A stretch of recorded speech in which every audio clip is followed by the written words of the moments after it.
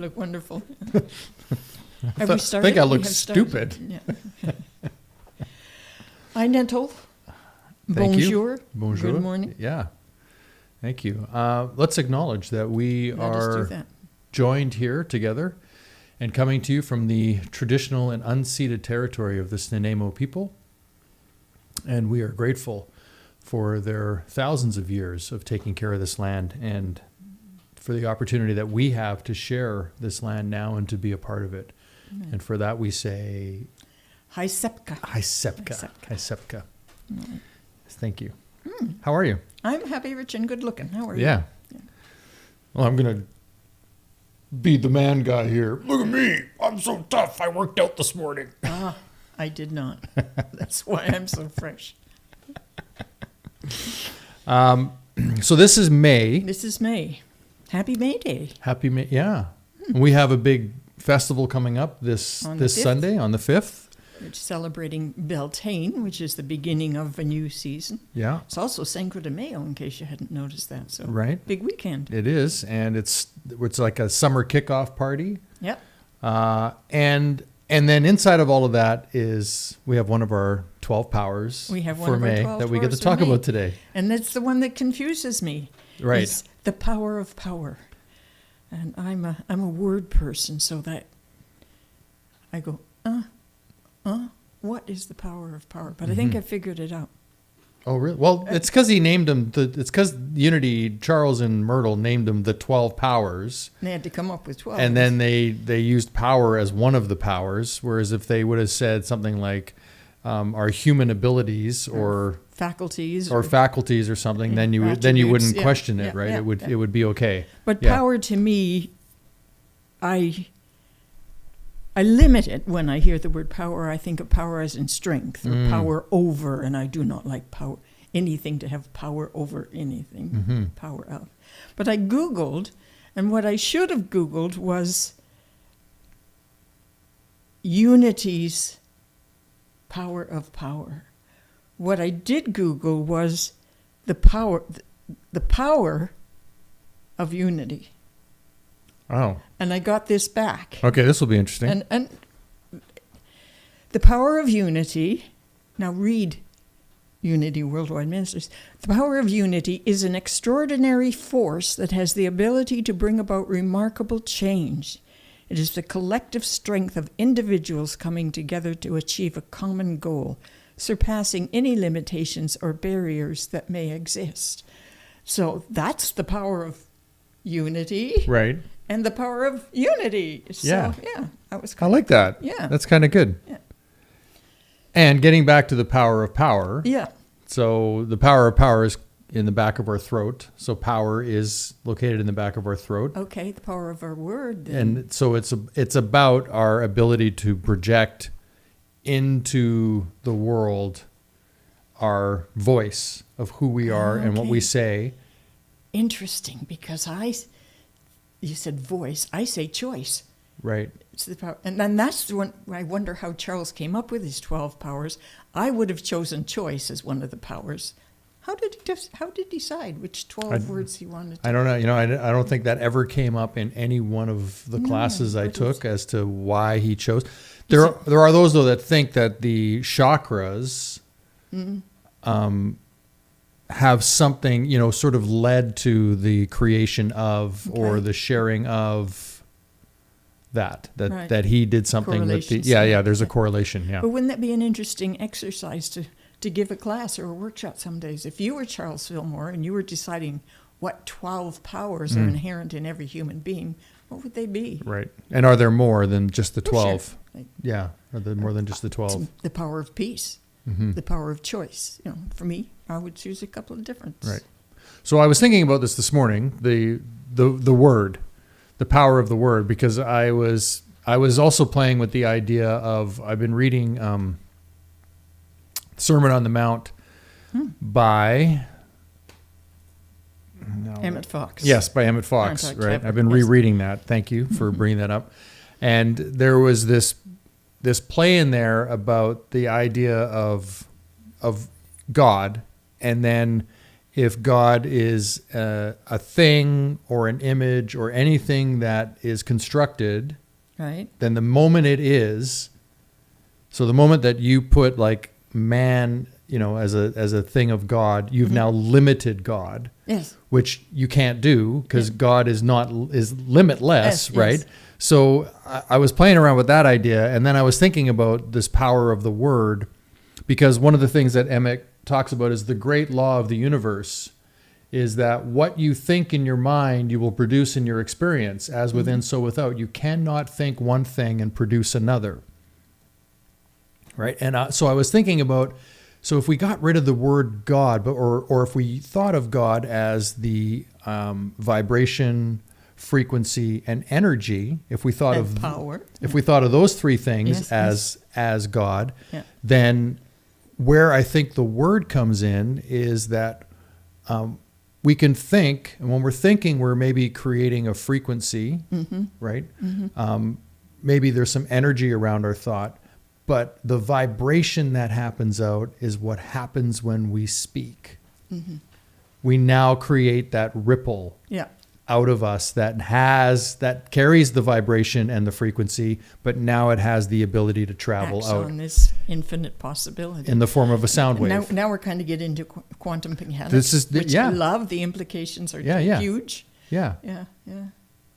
Anyhow, so it's one thing to think stuff. And so I've often thought of the power of power to be not only what I think, but what I say, right? Or what I speak into the world, but also the words we play with in our head, as Emmett, said here in that thing, was that the great law of the universe is just that what you think in your mind will produce in your experience. And I was then listening to a guy this morning on the scientist on the brain itself and all of the, the amygdala and the Thalamus. Yeah, hypothalamus, and talking about how all of that interacts and what happens when we have a moment of fear. You're walking through the forest, for example, and all of a sudden you see something coiled up out of the corner of your eye, and you immediately jump and you look, and then you realize it's a rope and not a snake. Right. But instantly your brain just takes over. And so I was then thinking, like, do we really have any choice?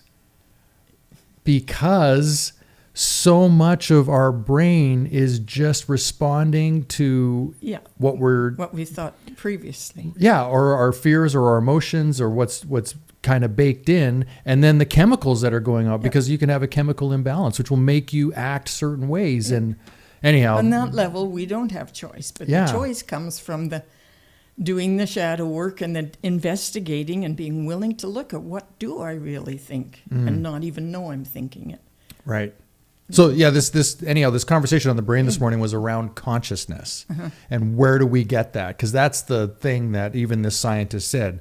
We don't know where thoughts come from. No. There's nothing they can point just to. Appear there. They you're, and the beauty, and I think he ended off, it was about a 15-minute discussion. He ended it off with, the beautiful thing is we're all different.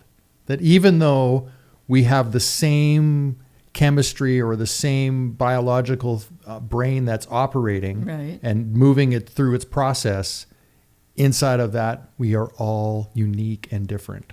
We all made a bit of law of attraction here. To me, I think of the universal mind is a term we sometimes use for God or an attribute of God. But anyway, I often think, and what Pierre Teilhard Desjardins talked about is the noosphere, which is outside the atmosphere. There's this circle which is the universal mind and contains every thought that has ever been thought or every thought that is available to think. Right. And so maybe the vibration of our mind attracts us to certain thoughts that are just hovering out there to be chosen. Like, oh. That you just reminded me of, and the shout out to my brother John out there, that when I was a teen, maybe I was 14. Seems like that was that long ago. We were driving out of, I used to live in Tsawwassen. We were headed to Tsawwassen. It was the summer. He had a convertible. The top was down. And we were talking, and I had an idea about something. And he said to me, he goes, oh, you better act on it. Now that you've spoken it, it's out there. Cool. And it's always stuck. I don't think my brother John would qualify as a neuroscientist in any philosopher. But there was a truth to that has just stuck with me to this day, that as soon as you speak something out there, it's now in the sphere out there, and it's available to anybody to pick up on that, and that's on that why wavelength. That phrase, an idea whose time has come, where, when one person breaks the 4-minute mile, suddenly everybody's broken the 4-minute mile. Right. One person gets the idea for an intelligent phone. Everybody's got ideas for, Yes. Yeah. It sparks the next thing and a new iteration of it. Yeah. It's out there. Yeah. Yeah. And the 100th monkey principle, you've probably heard of that. But they'll come up with Shakespeare? No. Oh. It was an experiment on an island where they were observing the monkeys washing their sweet potatoes, which was their primary diet staple. Right. And one monkey started that, and the other monkeys looked at it, and, like the guy dancing, and said, I'm going to do that too. I'm going to watch. And they reached a critical point, the 100th monkey, where suddenly all monkeys just naturally were washing the sweet potatoes. And that happened not only on that island, but on adjacent islands at the same time. So the vibration, the frequency, it's the communication was picked up. It was all of a sudden, it was like, don't know where it came from, but I should do this. Now it's natural. Yeah, It's just innate in me now. Yeah. Wow. And that's why children these days are born knowing how to use computers.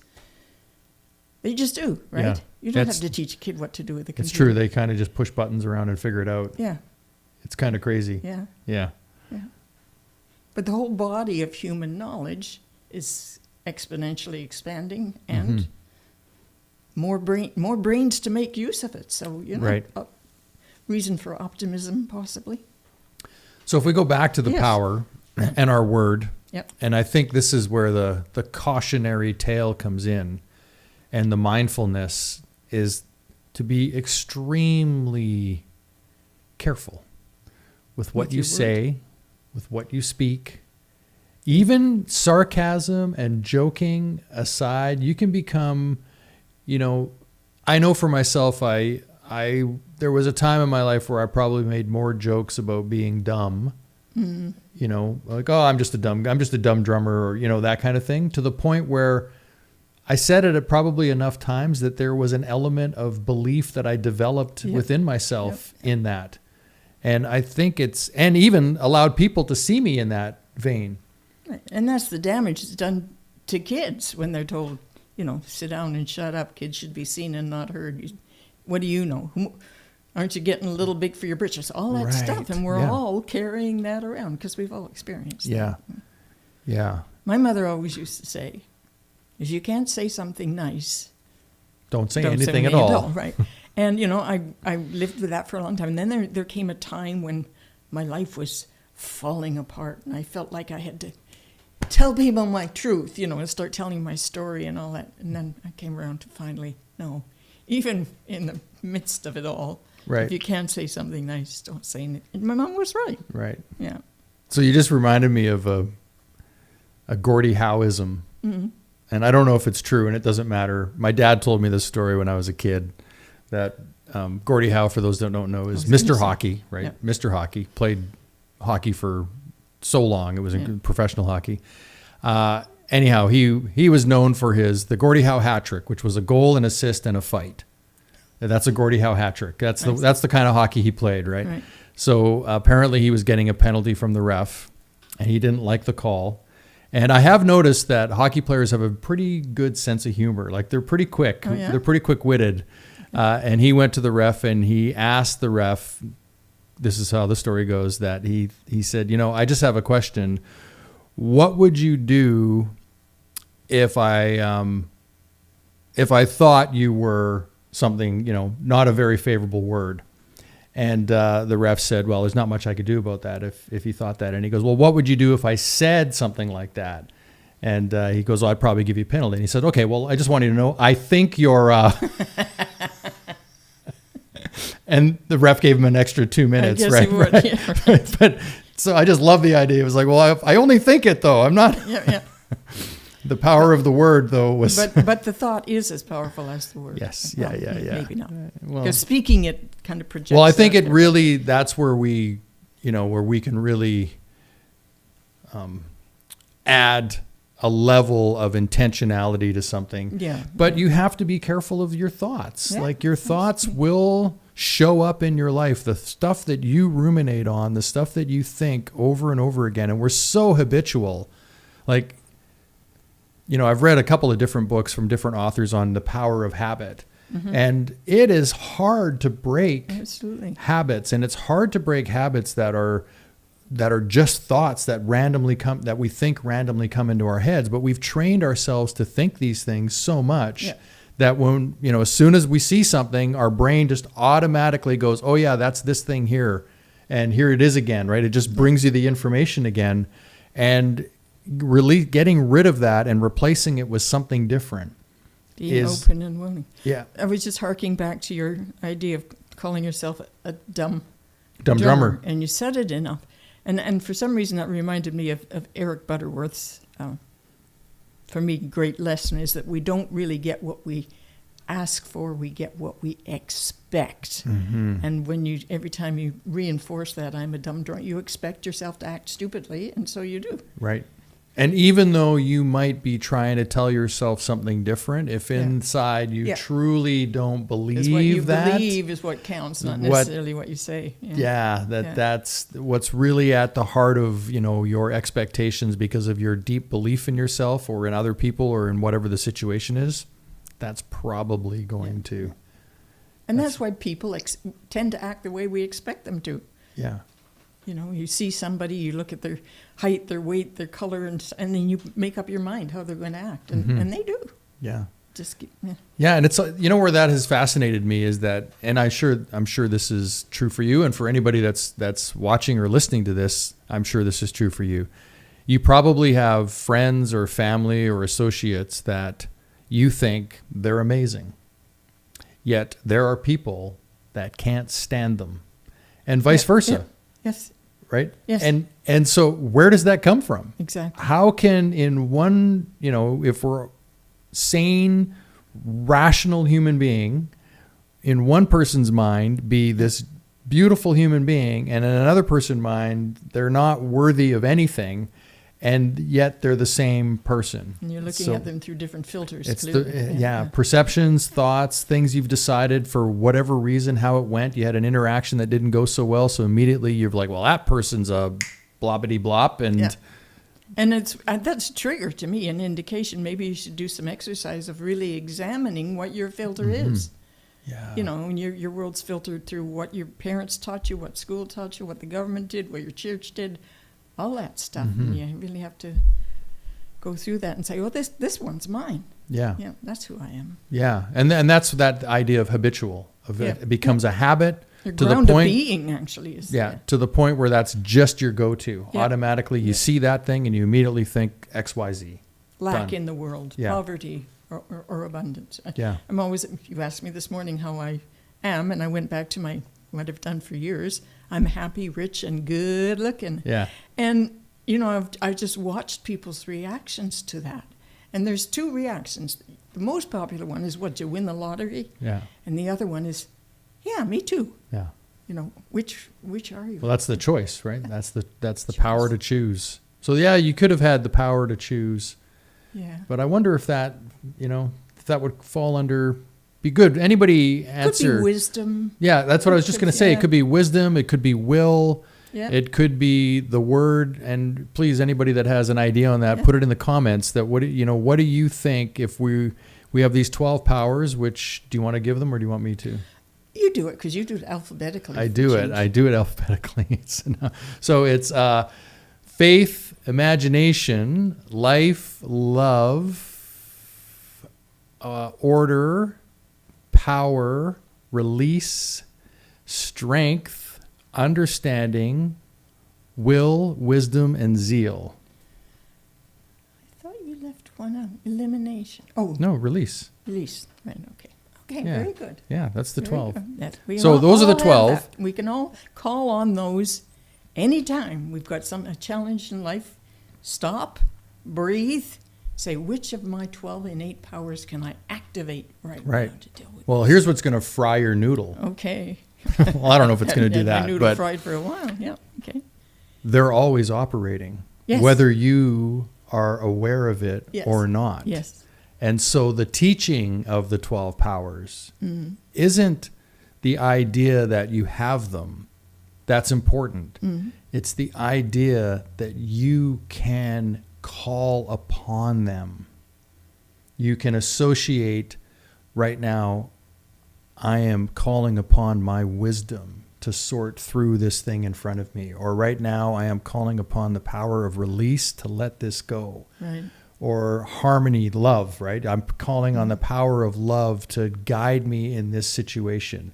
And that's what the power is of the 12 powers, is that this is what I'm calling upon it now. I'm activating this within me. I know I have it.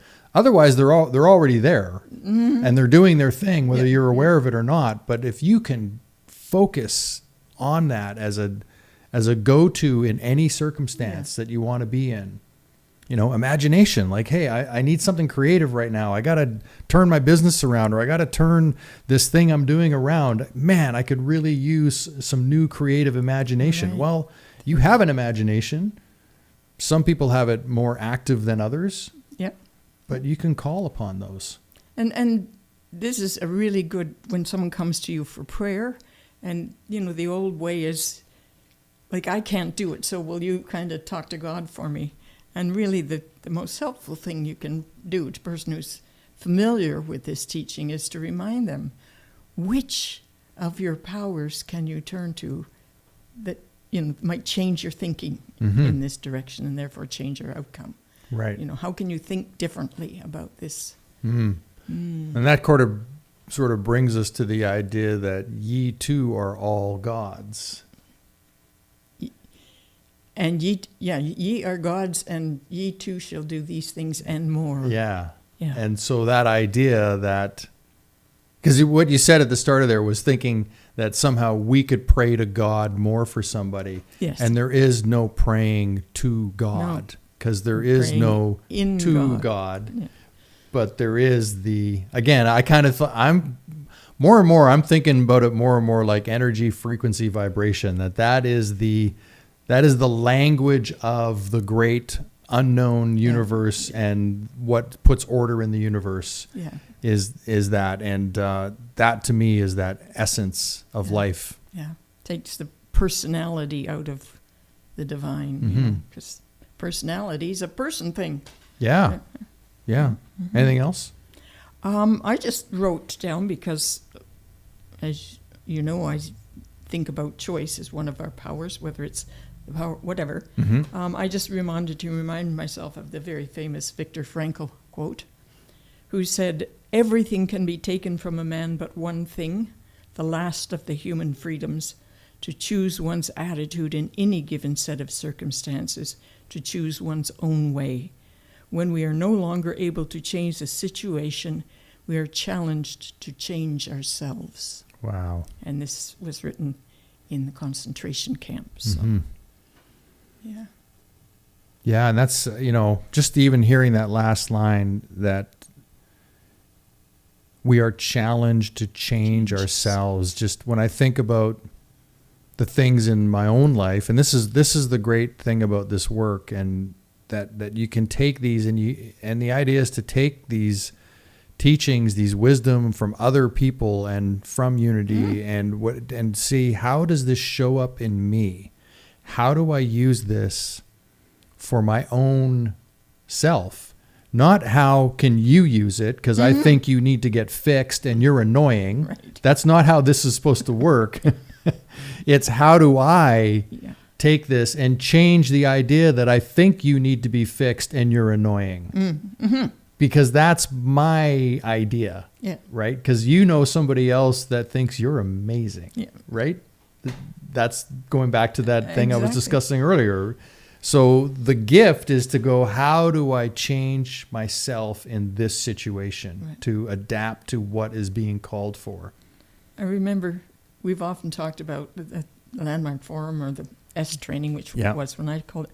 And I remember one person standing up and sharing, he was so unhappy at work, and he was the boss, but his employees would not, fit on and on and on and on. And the facilitator just looked at him, he says, "No wonder your employees don't do anything. They got the wrong boss, And he just, and another woman who was whining because hypoglycemia was a big bad diagnosis in those days, and she couldn't drink sugar or something, and it was a break time, and she wanted sugar, and somebody else stood up and said, "There's a dispenser down the way that has water in it," and the facilitator just yelled at her, "Shut down and don't help her. Don't you see what she's done all her life is to get other people to solve her problems for her?" And it's like, this is the first time the concept of not helping people as opposed to supporting them to do for themselves, it just hit me like a ton of bricks. Right. Because I had no idea that I could take responsibility for what was happening in my life. Yeah, that's a really great point, because I know for me there was a moment in my life where, and it might have been at the forum, and it might have been something I read just prior to that then when somebody offered the Landmark Forum, it was like, I think I'd like to do that. Mm-hmm. But it was the idea that I had a say. And it went beyond that it's actually my responsibility to be responsible for my life. Yeah. Like that's like, it's a gift that's given. This is part of the agreement of life, is to take on your life and, to master it. Yeah. Yeah. And that's another word I used for the power of power is mastery, which comes from choice as far as I'm concerned. Yeah. Yeah. So if you've got nothing good to say, don't say anything. Don't say anything at all. Yeah. And when you want to create, speak it. Speak it into the world. Let that vibration out there. Let it be known that this is what you're doing and who believe you are. Yeah. And believe it. Trust in yourself. Yeah. Well, that's the power of faith now. Yeah. Right? There you go. Yeah, you Good. call on that power of faith to go along with that power of power. Imagination. Bring in the imagination and Yeah. harmonize with it, love it. Oh, we could just keep going, couldn't we? We could say harmony could have been another of the 12 powers. Yeah. Yeah. Thank you. We can make of it what we want, as everything in life. Well, that's all ours. We get to give it. We get to make it mean whatever the heck we want. And I'm making it mean that this is a really important episode. And you should watch it another 6 or 7 times. Yes, and like it. Like Because it. we were just talking in our budget meeting this morning, one of the things we need to do to increase our participation around the world is every time you watch something like this, you like it, you comment, you share it. Right. And you subscribe. That's right. Right? Have I got it? That's right. Like it, share it, subscribe to our channel. And make comments. And allow this vibration and this energy and this frequency to explode out to there expand. I love it. Thank you, Rev P. Thank you, Rev T. Yeah. All right, everyone. Have a great day. Namaste. Namaste.